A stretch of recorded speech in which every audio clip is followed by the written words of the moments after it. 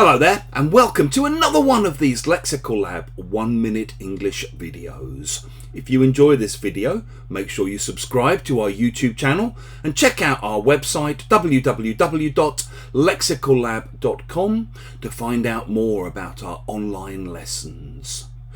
Yesterday, while I was driving, I ended up listening to a half-hour business news programme on which the CEO of Waitrose, a rather high-end supermarket chain here, was talking about how the company managed to weather the COVID storm and how they were coping with the current turbulent economic climate. As she was talking, she said something quite interesting, which was that 40% of the company's income comes from non-retail sources. In other words, it's not generated by the supermarkets, it comes from other sources. She said that they, for example, have a lot of apartments that they rent out above Waitrose supermarkets, and a lot of their income comes from this. She then added, "We have a lot of irons in the fire."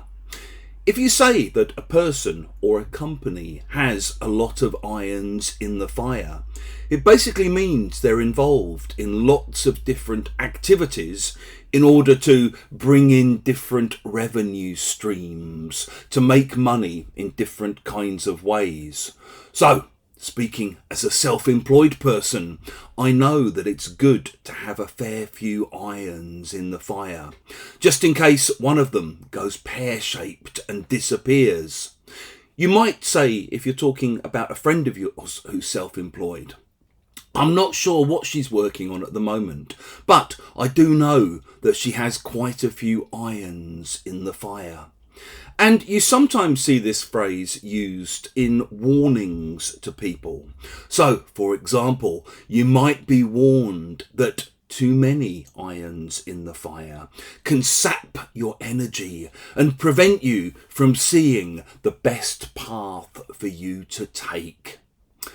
If you've enjoyed this video, please do click the like button.